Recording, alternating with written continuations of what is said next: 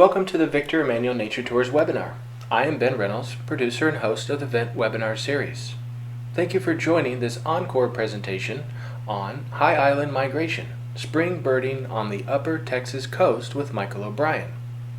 Spring migration peaks at High Island around the third week of April, and so we are happy you are taking an opportunity to journey with us virtually today and visit one of the finest and best-known spectacles of spring songbird migration in North America. Every spring, millions of birds migrate north from the American Tropics to the forest of eastern United States.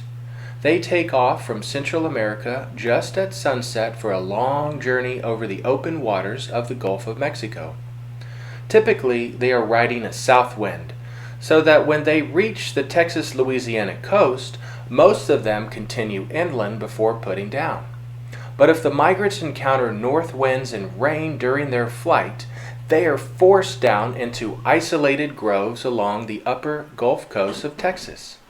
The result can be a staggering phenomenon, a fallout, as thousands of migrants converge as they reach the safety of the coast. The greatest of these fallouts occur only once or twice a spring when conditions are just right, but some birds put down along the coast every day, and a great variety can always be seen over the course of the week. Now, let's turn to the original broadcast and Michael's eventful presentation. We are delighted to offer this educational presentation, and we hope you enjoy today's topic on High Island migration, spring birding on the upper Texas coast with Michael O'Brien. Let's welcome our keynote presenter, Michael O'Brien. Hey, Michael. Hi, everybody. Michael O'Brien is a full-time vent leader, freelance artist, author, and environmental consultant living in Cape May, New Jersey. He has a passionate interest in bird vocalizations and field identification and a serious addiction to migration and nocturnal birding. His travels have taken him throughout North and Central America and beyond. At home in Cape May, Michael serves as an associate naturalist with Cape May Bird Observatory, for whom he conducts numerous workshops and for many years conducted a fall songbird migration count. He is co-author of the Shorebird Guide, Flight Calls of Migratory Birds, and America's 100 Most Wanted Birds, and is primary author of Larkwire, an online and handheld application for learning bird sounds. His illustrations have been widely published in books and field guides, including the National Geographic Field Guide to the Birds of North America and the new Peterson Field Guides. Michael also has an intense interest in butterflies, leads several birds and butterflies tours with his wife, Louise Samitis, and is coordinator of the Cape May Butterfly Count. Well, thank you all for joining us today. We are excited to have Michael present on High Island spring migration. We hope you enjoy the webinar. Without further ado, we will turn to Michael's presentation. All right, thank you, Ben, and thank you all for joining me today. I'm excited to talk to you about one of my favorite areas to go birding, the upper Texas coast in the springtime. In fact, I have to say, there's really nowhere else I would rather be this time of year than on the upper Texas coast. It's a famous place for migration, as you may have all heard about. It's also pretty amazing for a lot of local specialty birds that live in the region. So breeding birds as well as migratory birds. So High Island is located on the upper Texas coast. It's not far from Houston. It's about 30 or so miles west of the Louisiana border. And as the hooded warbler flies, about 600 or so miles from the Yucatan Peninsula. So there's High Island, that patch of green.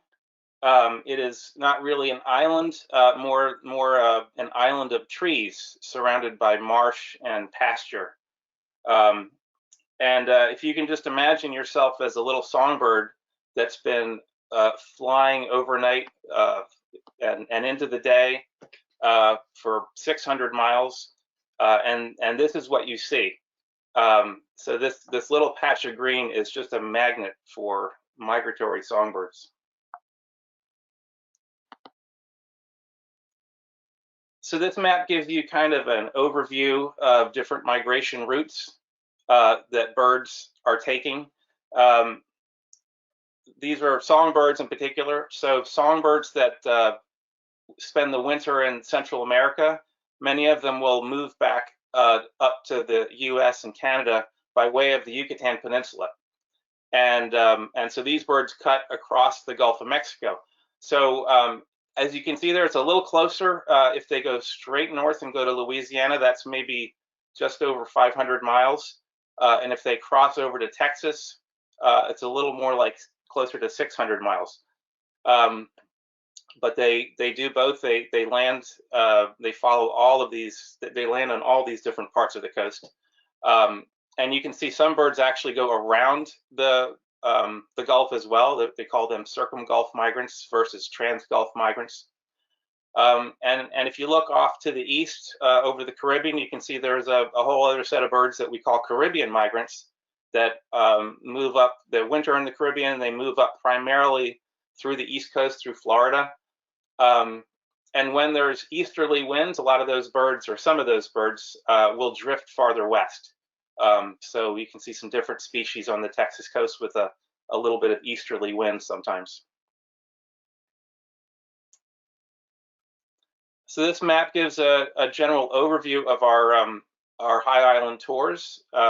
We do spend quite a bit of time on the coast, but we don't just go to High Island.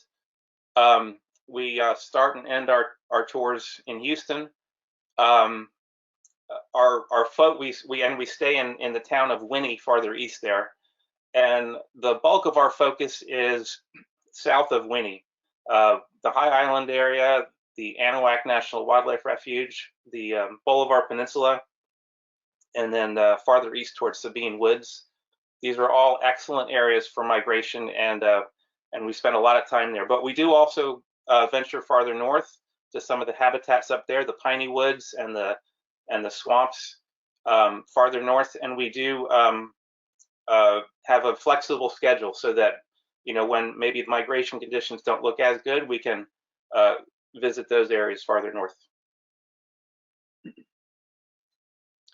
So I want to talk first about some of these interior areas.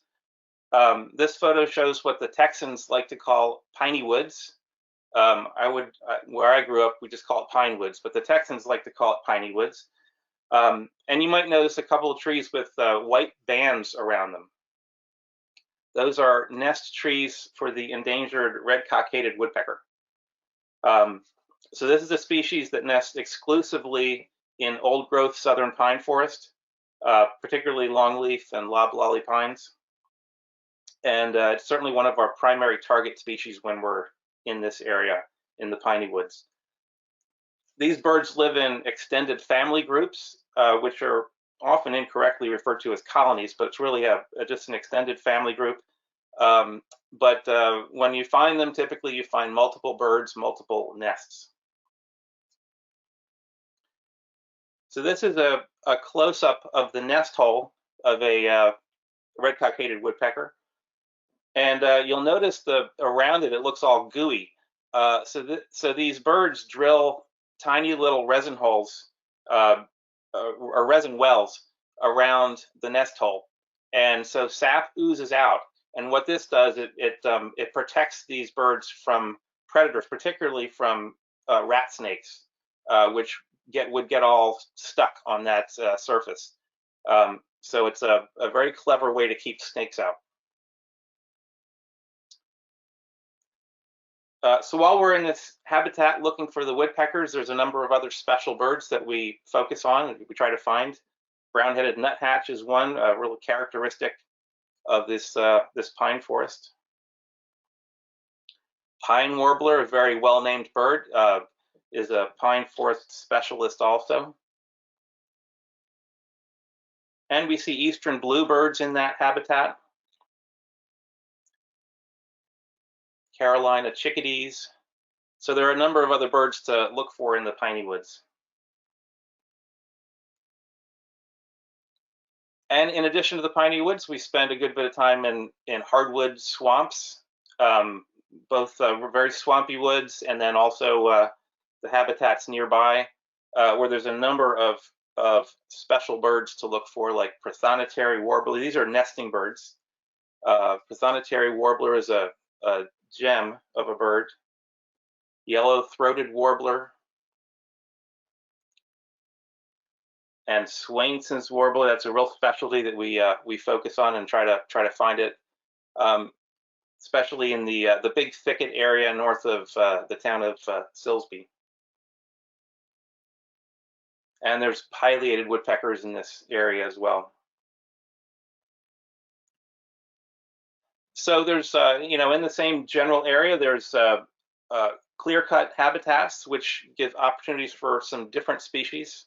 These growing up clear cuts. Prairie warbler is a bird that's really reaches the western edge of its range in East Texas. So it's a very scarce migrant through the the coastal migrant traps that we visit, but we do find them as breeders. Yellow-breasted chat is another one that breeds up in those areas. And red-headed woodpecker, spectacular bird, always a fun one to see. And we always keep our eyes on the sky. Mississippi kites breed in those same areas. And we also visit a few spots to look for swallow-tailed kite, a real special bird up that way. And occasionally we may find a migrant swallow-tailed kite on the coast as well. So these are just a handful of the birds that we'll look for when we go inland. There's always something interesting to do. There's several different places that we like to visit inland. But much of our time is spent on the coast and checking out the diverse coastal habitats. Within a few miles of the coast, we can find an amazing diversity, and then we're always in sort of good position to look for migrants when they arrive. Pasture land is something we see a lot of when we're as you're traveling between Houston and High Island. There's all sorts of these open pastures, and there's wildflowers, just beautiful wildflowers in the April when we do our tours. These are the pink evening primrose, and here's a bird that perfectly matches those primrose flowers. The scissor-tailed flycatcher, one of my all-time favorite birds, is nice and numerous along these open pastures on the roadsides. Great bird. Eastern kingbirds are in this habitat as well. Loggerhead shrike. Eastern meadowlark. And sometimes some dickcistles.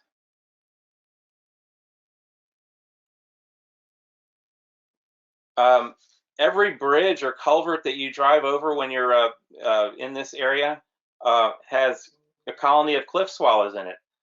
This is a species that's really adapted well to nesting under man-made structures, like bridges, culverts, especially. And we always check out these colonies because sometimes there's a few cave swallows mixed in. So it's another bird that is kind of expanding its range because of man-made structures. So that's so we'll take it. It's fun to look for them. One bird that we always keep an eye out for in this habitat is upland sandpiper, another one of my favorite birds.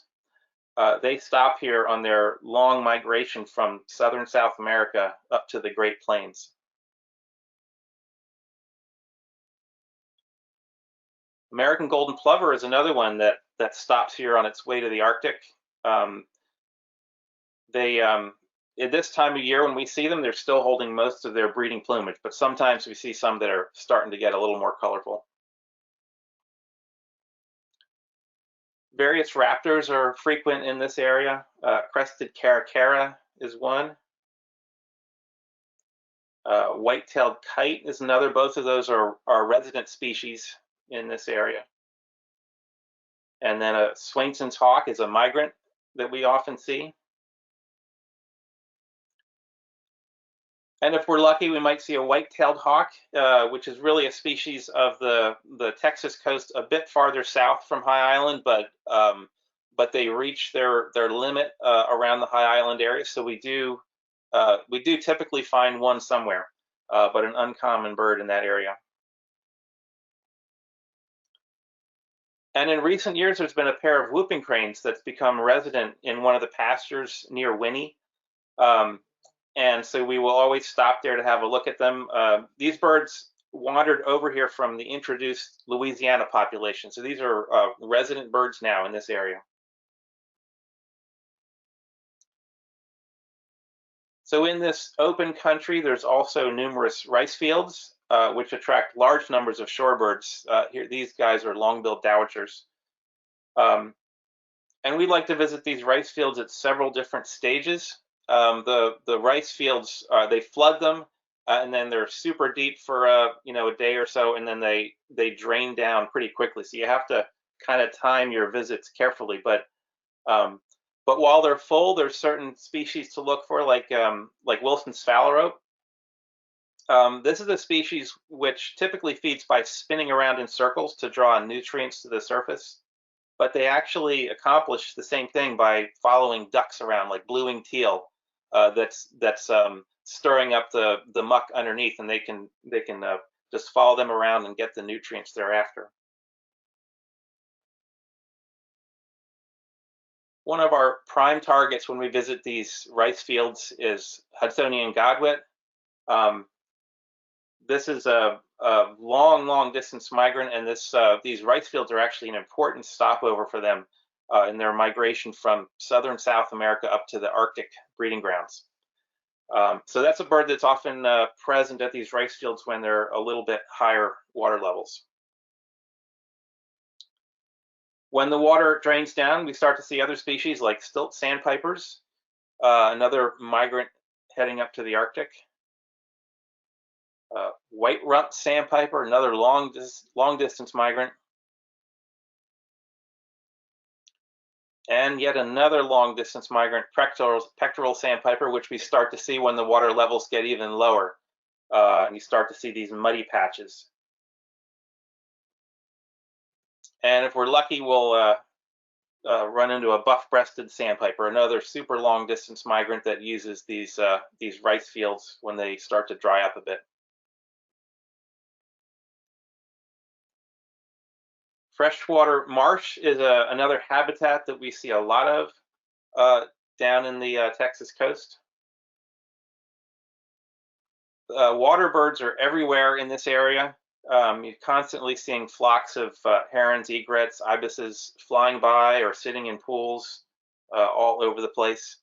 A lot of times you see birds flying by with nesting material. It's nesting season, so that's always fun to see. There's a roseate spoonbill.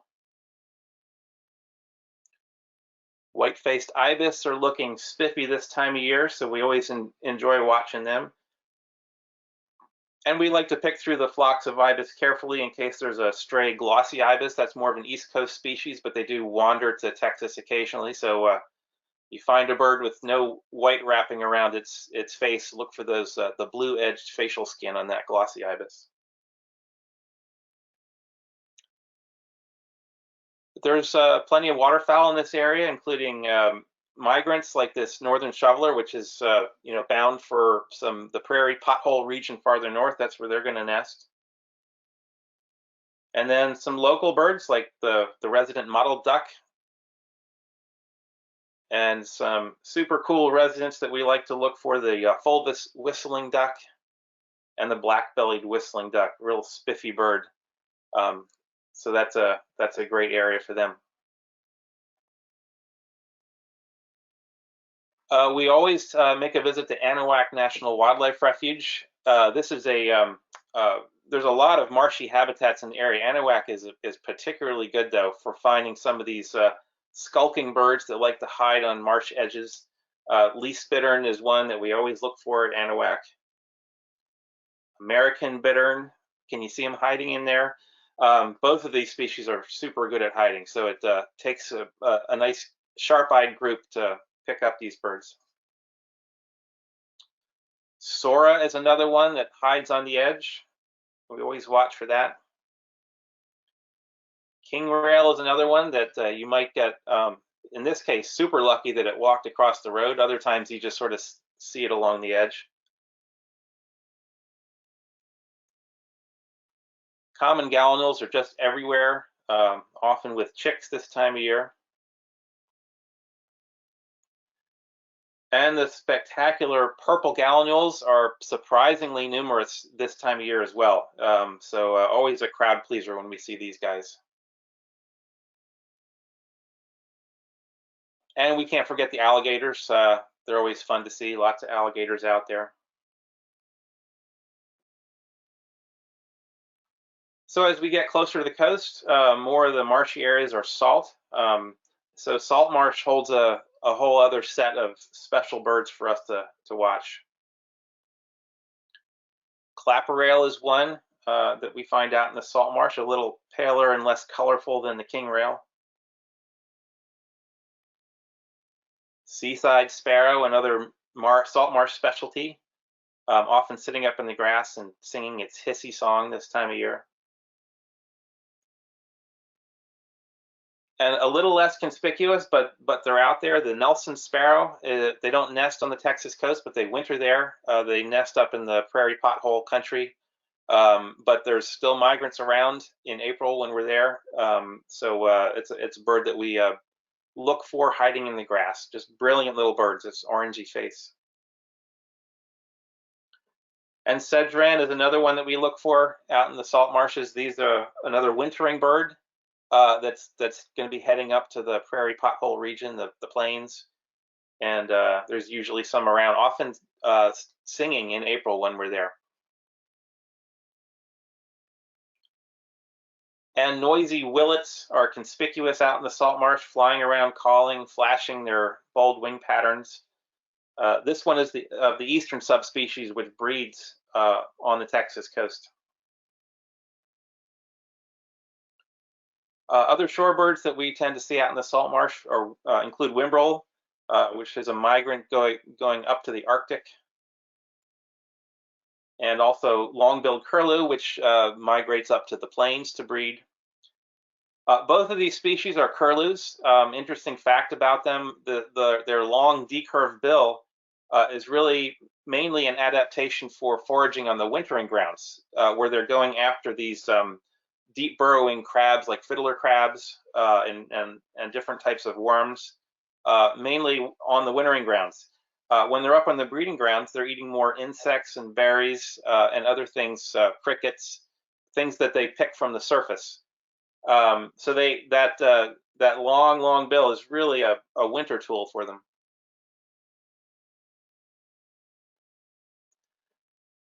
So the salt marshes merge seamlessly into the tidal flats and beaches, and it's an obvious habitat along the coast, and it's also critical to a whole bunch of species. This scene here is at Bolivar Flats, which is a particularly famous spot for watching, especially migrant and wintering shorebirds, terns, gulls, but lots of breeding species there as well. So just a wonderful concentration point for waterbirds. There's literally thousands of birds loafing here every day: pelicans, gulls, terns, shorebirds. Terns are there by the hundreds. These are mostly common terns.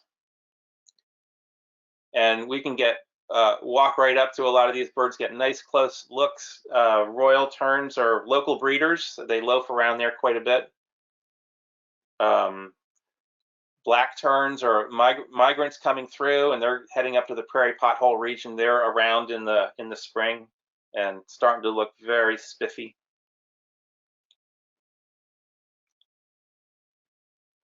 But the Bolivar Flats are really most famous for shorebirds, and especially American avocet, which gathers there by the thousands in the winter, and they move inland to breed in the summer.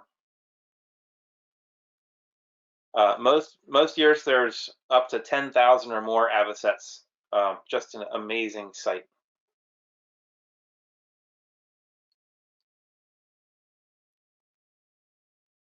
So there's a wide range of other shorebirds that occur there in April. Some of them breed locally, like this American oystercatcher,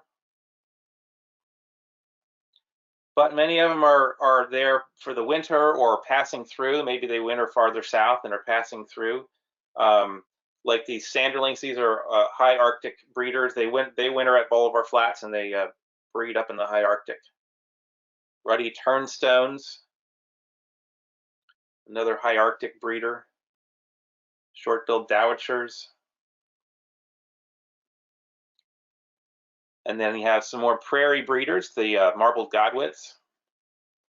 So birds from all different places gathering in this incredible habitat to feed on all the good fuel there. And one reason that I enjoy Bolivar Flats so much is it's a wonderful place to study birds. Some similar looking birds like western and semi-palmated sandpipers. You can really key in on some of the differences here. They're a nice spiffy breeding plumage this time of year. You can see all the spots on the belly of the western, and they get a lot of color as well. For dowitchers, there's both long-billed and short-billed dowitchers out there. I always thought that they'd be a little easier to identify if you just changed the name to red-bellied dowitcher and red-necked dowitcher. Then be easier to sort them out. And willets, very interesting pair. The what we call the eastern willet and the western willet. They're subspecies right now. It's a potential split. In fact, I'm actually surprised they haven't been split already. They are reproductively isolated. The eastern willet breeds in salt marshes on the coast, the Gulf Coast and the Atlantic coast, and the western willet is a prairie breeder up with the marbled godwits.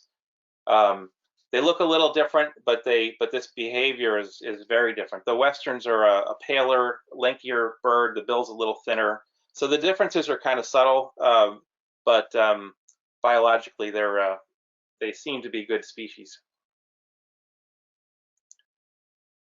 Not quite as tricky, but always fun to see. Sort of similar birds, piping plover and snowy plover, both of which spend the winter here, but they go to different places in the breeding season. This particular piping plover, you can see all those color bands. We were able to find out where it was from. This one was banded in Michigan, on the breeding grounds up in Michigan. The snowy plover probably breeds somewhere in the interior west. And you can sometimes see those two right alongside the Wilson's plover, which breeds right there at Bolivar Flats. So again, birds from all over kind of grouping together in one spot.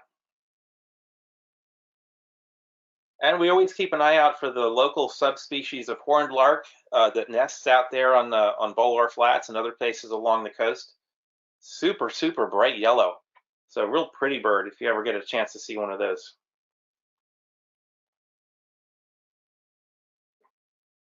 So here's one of the famous landmarks in the Texas coast.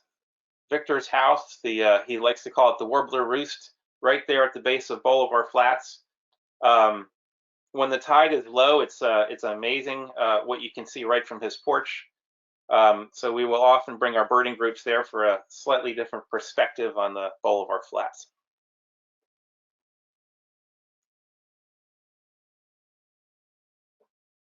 So another very important habitat along the coast is forest. Every little wooded or brushy patch along the coast can be a critical stopover habitat for migrating songbirds.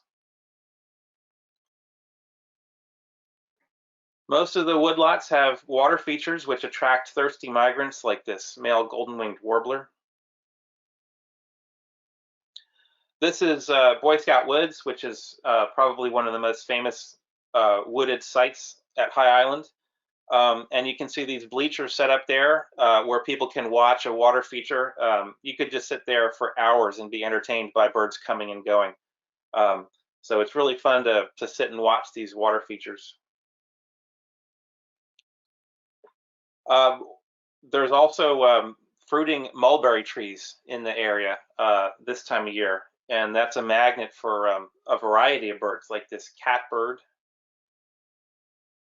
Tennessee warbler, Swainson's thrush,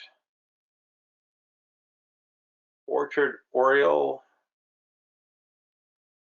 scarlet tanager. Lots of different species eat these mulberries.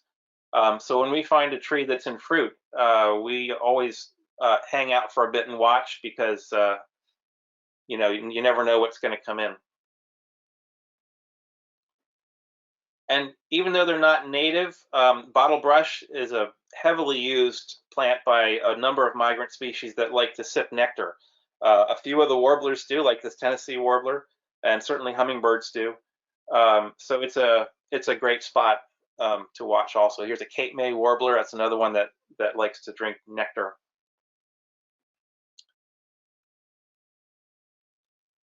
So birding in this area in the spring can be a very colorful experience. There's so many brightly colored birds: orioles, tanagers, buntings, grosbeaks.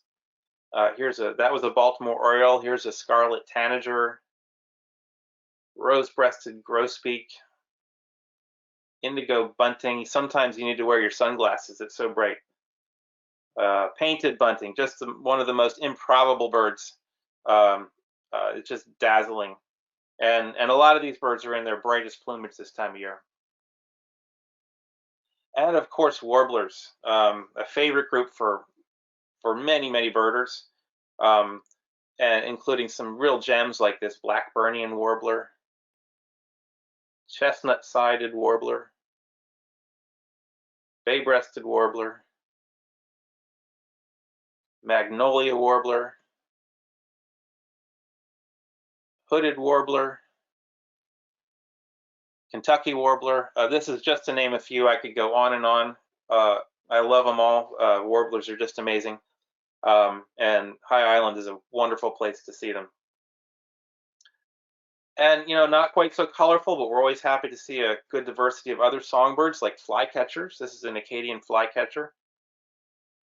Thrushes can be a really great place to study thrushes. This is a gray cheeked. Vireos. This is a Philadelphia vireo. Always nice to see. And sometimes you find something crazy like a roosting chuck-will's widow. Those birds migrate across the Gulf of Mexico too, and just imagine a chuck-will's widow flying out over the Gulf and flying in, and it's gotta land somewhere, so it sees the trees, and there it goes. There's plenty of fun ID challenges in the woods as well as out on the shorebird flats. The comparing Louisiana and northern water thrush, especially if you're lucky enough to have them perch on the same log, like these guys did. But really fun to study some of these birds. You can see that bold eyebrow stripe on the Louisiana water thrush and those bright legs, among other things. Nighthawks. We often see perched nighthawks, and both lesser and common nighthawks are frequent there. So that's always a fun thing to try to work out. You can see the especially the position of that white patch on the wings on the primary feathers is farther out on the lesser. See, it's lined up with those patterned tertial feathers on top, whereas on a common nighthawk, it's offset from those tertial feathers farther in. And if you don't like nighthawks, you can always go check out the rookery. There's a real wonderful rookery of herons and cormorants, spoonbills. It's a great spot to get close views of roseate spoonbill. And there's those funny looking kids. A variety of herons nest there, great egrets here, and neotropic cormorants. So it's a fun place to get a look at these birds up close.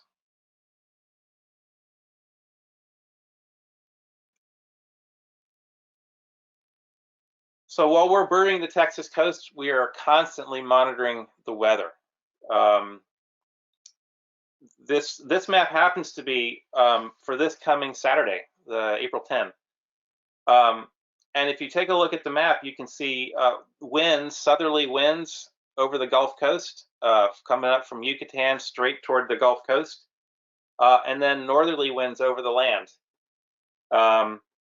And rain, some rain coming in, and heavy thunderstorms. So birds that are migrating across the Gulf, if they have a tailwind, everything's fine, and they're gonna move on their way. If they didn't have these thunderstorms and north winds along the coast, a lot of times they might bypass the coast and go a little bit farther inland. Some will always stop on the coast, but a good portion may keep on going inland. But if they run into the rain, the north winds, um, they got to stop. So, like I said, this is a forecast for this coming Saturday. So, if you're in the area, the Gulf Coast, you may want to grab your binoculars and go birding this Saturday. So, we also watch radar, which is current. You can't get a forecast so much, but it's current. And this is showing migrating birds. So if you see all that green glob through the middle there, that's going to be rain. But all those little donut-shaped things above there, those are birds, and moving over individual radar stations. So we like to watch this radar to get a sense of where the birds are. And it looks like in this case there's some this rain is sort of piling up some birds underneath, kind of pinching them off and making them stop. So that's always exciting to see, because that means you're going to concentrate those migrants. So once again, here's that little map on the right is Saturday's forecast. So you have southerly winds over the Gulf, plus northerly winds and rain over the coast, and usually that equals a fallout. And when a fallout begins, for me, there is no more exciting place to be than right on the beach, watching birds arrive. You can see these tiny little specks starting to show up, flying off the water, sometimes right above water level, just dashing into the first little bit of scrub that they can find. You usually see larger birds first: orioles, tanagers, grosbeaks, kingbirds.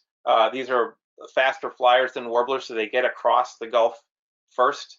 So bear in mind the crossing is 500-600 miles, and that takes them. They probably would have taken off the Yucatan Peninsula around dusk, and that means they're flying through the night and into the next morning. And so these fallouts often happen sort of mid-morning or midday. Late morning to early afternoon is when these fallouts tend to happen. There's an eastern kingbird coming in off the water. And that bird has been flying for 15 to 20 hours. That bird right there, flying in off the beach. Here's a hooded warbler flying over the marsh behind Bolivar Flats. That bird has been in the air 15, 20 hours and is eyeing up some little bush right behind that marsh. So exciting to see this when this happens.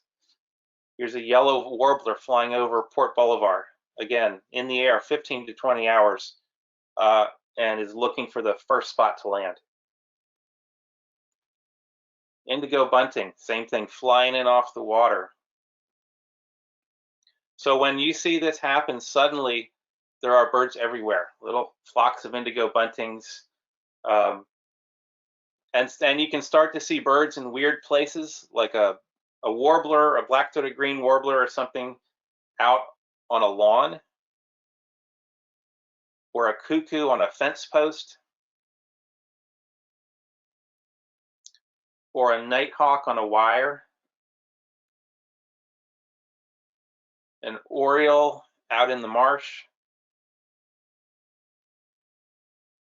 And there can be just constant motion going over. Swallows, there can be just hundreds of swallows moving by, and it's shorebirds as well, flocks and flocks of shorebirds. Also, we really see them during these fallout events because the shorebirds, they're not quite doing the same thing as the songbirds, but when they run into bad weather, they drop down. So otherwise, these birds could be very high and you wouldn't really see them, but in bad weather, they drop lower and you can really see them. So flocks of stilt sandpipers flying by, a flock of Wilson's phalaropes, maybe a flock of Franklin skulls flies by. So again, just constant motion. And even something as mundane as seeing a flock of cattle egrets can be really exciting when you stop and think about what these birds are doing. These birds have just flown 600 miles across the Gulf of Mexico, and you are watching them reach the finish line. It's a humbling experience because just to think of what these birds go through.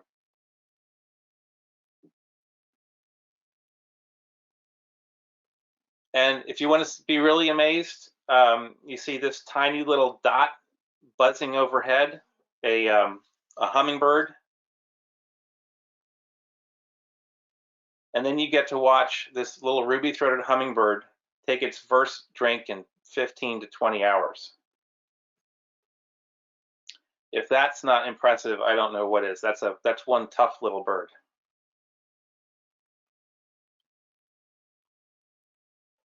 So when you see the signs that a fallout is happening, that is when you know it's time to head to the woods and let the show begin.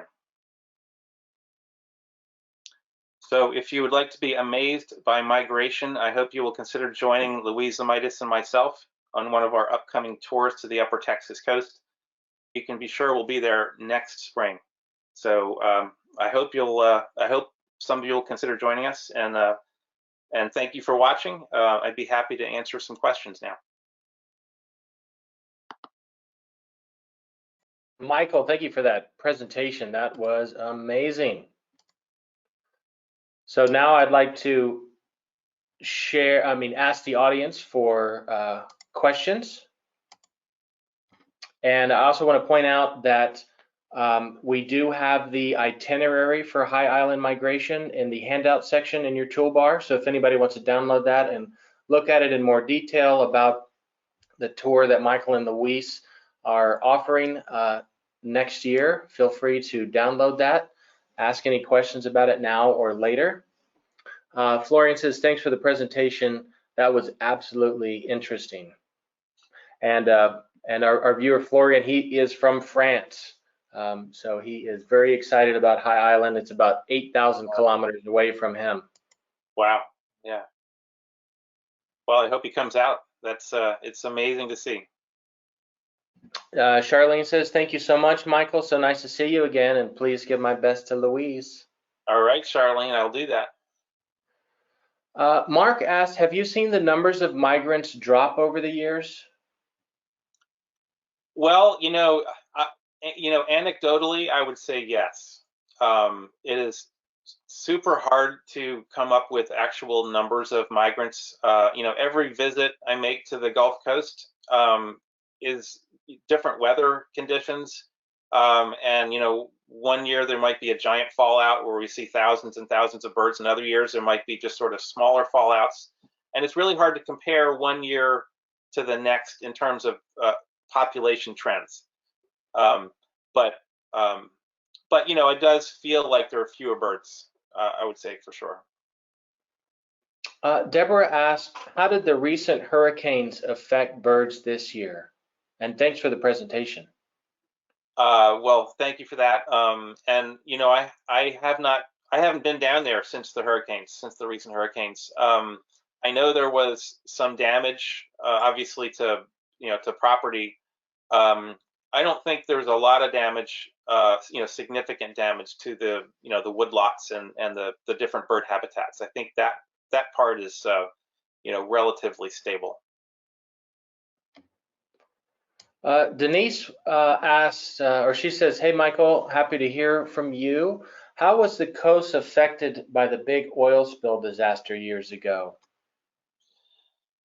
Well, that was that was a whole big issue, and they had to rescue a bunch of birds and rehab a bunch of birds. But it took its toll, but a lot of things have bounced back quite a bit. I know pelicans took a hit, um, and a number of other things did, but a lot of them have bounced back.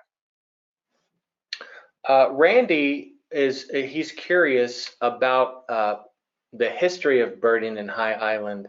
He wonders, when did that become a popular birding destination?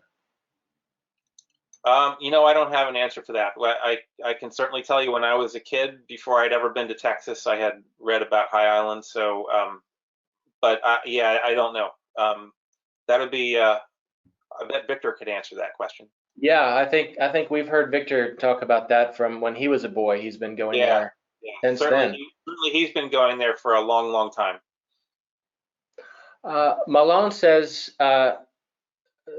they traveled years ago with Bob Sundstrom to High Island. Yeah. Had a fabulous time. Could you mention some of the local cuisine, both in Winnie and down in Bolivar Flats? Oh, sure. Well, um, there's a lot of seafood available. There's if you like alligator, I know a good place to go.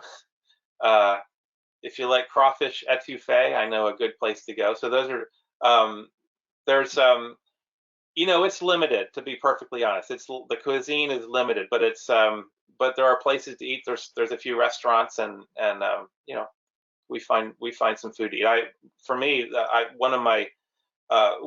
one of the reasons I love to go to the Texas coast is the crawfish etouffee, one of my all-time favorite dishes. I almost put a picture of one in this program, and I dropped it at the end. I should have left it in. So let's see, we have a few more questions here.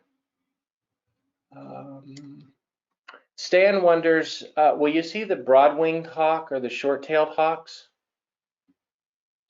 Well, not the short-tailed hawk. That's a rarity in Texas. Sometimes in the Rio Grande Valley, but or West Texas, but quite rare. Um, the broadwings we do see regularly when we go up into the Piney Woods. We'll see migrants, and over Houston. Not so much right on the coast, but inland we regularly see numbers of broad-winged hawks. Yeah. Janelle wonders if the February freeze in Texas had any effect on migration. Well, I wondered the same thing, honestly. Especially, I was wondering about early arriving hummingbirds looking for nectar, and if they had all those plants had been frozen, there might not be a lot of nectar. But I think by the time a lot of hummingbirds started to show up, yeah, I think it had warmed up enough that new flowers were popping up, so that's probably not a big issue. And otherwise, I really doubt there'd be much of an issue for birds that wintered way to the south passing through there. It may have had a bigger impact on birds wintering there. So probably tough on some of those. Cindy wonders, have the whooping crane pair been successful in breeding? Actually, I haven't followed up on that, so I don't know the answer. That's a good question. I haven't heard about that. I know they're just hanging around there, but I have not heard about them raising young. And have they been there for about 2 years? I think just a couple of years, yeah. Sarah says, I've been to High Island and witnessed the migrations that you speak of. You did an absolutely fabulous job explaining a site that truly be seen to be believed. I hope to get back there one day. Thanks. That sounds great. Randy asks, is there an area that's protected from habitat loss? Can you talk about how these areas that you visit are have some sort of habitat protection? Sure. A lot of these woodlots in High Island are managed by Houston Audubon, and so those have some protection. There's a lot of other just small little patches of brush and woods that are not protected, but certainly some of them are. Nancy wants to find out the details of the weather forecasting apps you used. You had one that that was forecast for the weather, but then also the one for the bird migration. Can you mention what those are? Yeah, well, the one for the forecast for weather was I was using the Windy app, or you can go online to windy.com. Um, and the other apps, it's actually for the radar, it's a little harder. You have to sort of dig through some websites, and there's a the University of Wisconsin has a website that has radar from all around, well, from at least all around the country. And then and one of them is it shows the whole country versus just individual radar stations. So if you dig around the University of Wisconsin site, you may find that. Florian wonders, the birds that live in hurricane zones, do they develop some skills to help them avoid hurricanes, to survive them? Do they have some proven adaptation? There are some interesting anecdotes there. I think the answer is yes. They have evolved to figure out how to best protect themselves. I mean, it won't always work, but I think they're very good at hiding out. They have a way of riding out these storms. Charlene wonders, do you know if the whooping crane pair is banded? I believe they are banded, yes. Because they came from the whooping crane sanctuary or foundation in Louisiana. Louisiana population, that's right, yeah. Phyllis wonders, what was the previous name of the Nelson sparrow? So yeah, that used to be called sharp-tailed sparrow, and a number of quite a long time ago now, they split the ones that breed inland, well, really north inland, and then the northern coast of the like the Maritimes and New England. That's Nelson sparrow, and the more southerly ones that are breeding just along the Atlantic coast is now salt marsh sparrow. Salt marsh sparrow, that's good. Phyllis also wonders, on this tour, do you see the black or yellow rails? Ooh, we actually have seen both of them on these tours, but not even close to guaranteed. And there used to be this little patch of marsh at Anahuac that people would walk through and try to flush up some of these rails, and I think they kind of stopped doing that for they didn't want to harm the birds. Rick and Peggy have a comment. They want others to know that Michael and Louise are wonderful guides. Well, thank you, Rick and Peggy.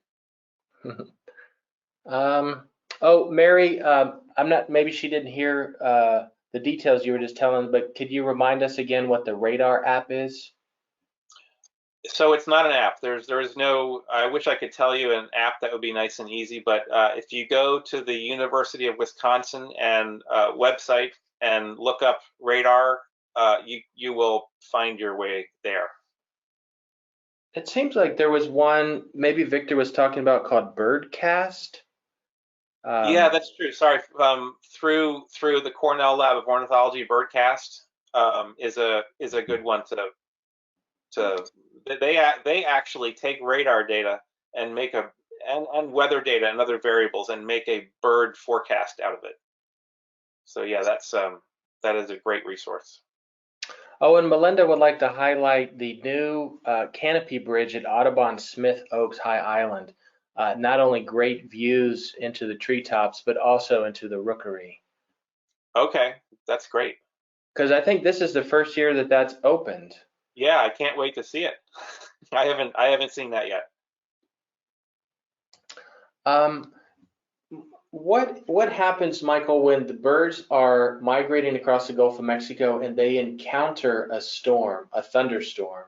Do they fly above it? What precautions can they take in that situation?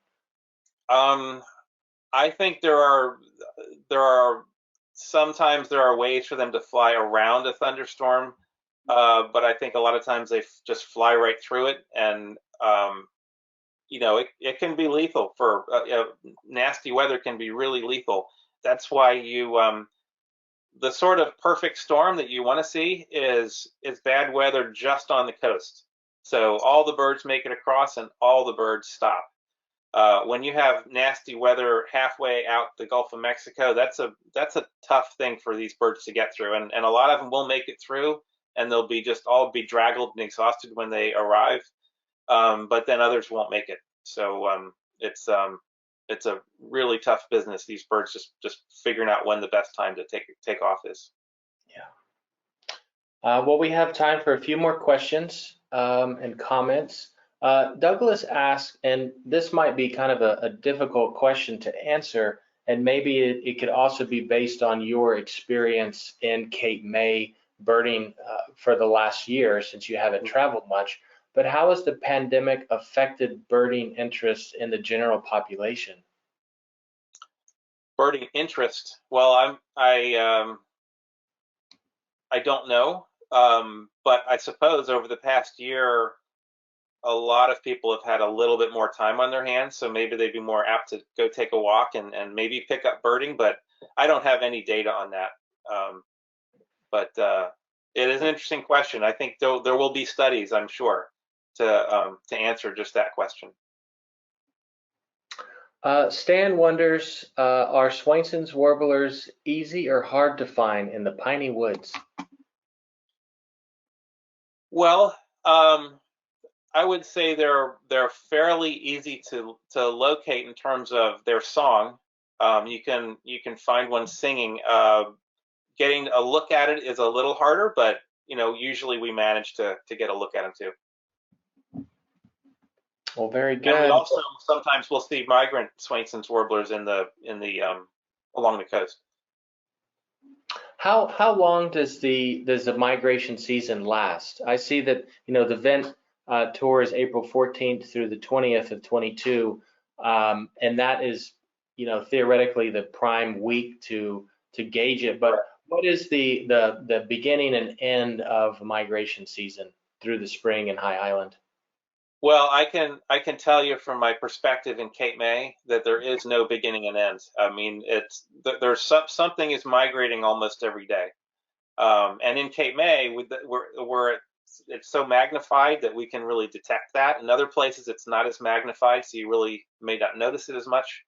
But somewhere like High Island, in the middle or late March, you start to hear a lot of people talking about the first warblers showing up, and well into May, there's lots of migrants passing through the Gulf Coast, probably all the way to the end of May. So yeah, our tour is certainly timed for the peak, but you can go before or after that and have a great time there. Wonderful. Well, I'd like to thank everybody who attended the webinar today, and I would especially like to thank you, Michael, for your presentation. Well, thank you. Thank you all for watching. And we hope everybody has a great day and enjoys the spring migration. Until next time, bye, everybody. Bye. Thanks.